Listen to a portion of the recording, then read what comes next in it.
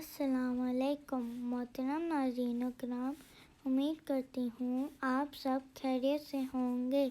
میری دعا ہے پروردگار عالم بخت کے 14 معصومین علیہ السلام آپ سب کو اپنی حفظ ایمان میں رکھے، آمین۔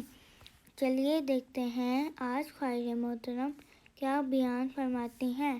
ایک اپنے بریکٹ میں بتاتی جاؤں کہ حدیث میں ہے، مستدرک الوسائل میں یہ حدیث موجود ہے کہ آپ کو شاید یقین نہ آئے، جہاں قرآن میں والدین کے لیے کہا گیا اف نہ کہو، وہاں پر شوہروں سے کہا گیا ہے کہ وہ بیویوں کے لیے اف نہ کہیں۔ آپ کو یقین آئے گا؟ نہیں آئے گا نا، کیونکہ ایسی حدیث ہمیں کم بتائی جاتی ہیں۔ کیسے کہتے نبی اکرم صلی اللہ علیہ وآلہ وسلم خوشی کے ساتھ، جوش کے ساتھ، عشق کے ساتھ درود بھیجے، کیونکہ آج یوم جمعہ ہے، یوم امام حسین ہے، یوم منتقم خون حسین ہے۔ نبی کی یہ بہت پیاری حدیث ہے کہ جبرائیل بار بار مجھ پہ نازل ہوئے، اور نازل ہو کر ایک بات کے بارے میں اتنی آپ نے تاکید کی، اتنا ایمفسائز کیا، اتنا مجھے حکم دیا کہ اے حبیب خدا، اے رسول خدا، بار بار کہا گیا کہ بیویوں کا بہت خیال رکھا جائے، احترام کیا جائے۔ روایات میں ہے اللہ بہت سینسٹیو ہے، جب بات لڑکیوں کی آ جائے، جب بات یتیموں کی آئے، جب بات عورتوں کی آئے، اللہ ایک خاص حساب کتاب لیتا ہے۔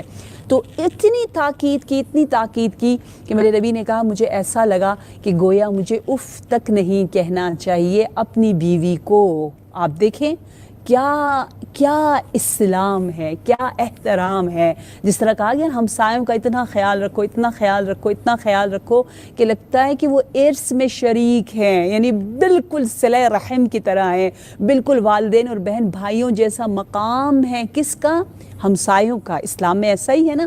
اور دوسری طرف کہا کہ میاں بیوی میں سے خاص طور پر بیوی، کیونکہ وہ سب کچھ چھوڑ کر معمولاً شوہر کے پاس آتی ہے، وہ اپنا رہن سہن کا طریقہ کبھی جو ہے وہ اس کو بہت سیکریفائز کرنا پڑتا ہے۔ اسلام نے اس کو اپریشیٹ کیا۔ یہ ہمارا سکھ کلچر ہے جو کہ ہمیں آگے کی طرف نہیں جانے دیتا۔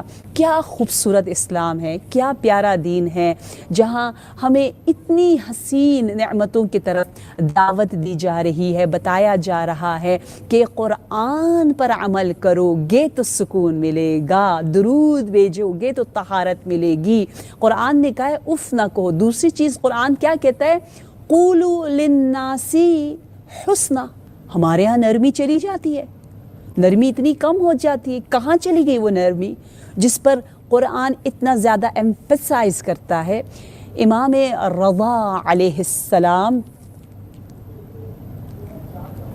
آپ فرماتے ہیں کہ جب بھی اپنے گھر والوں سے گفتگو کرو تو اس گفتگو میں جو ہے وہ بہترین انداز سے پکارو۔ اجملو فی الخطاب تسمعو جمیل الجواب۔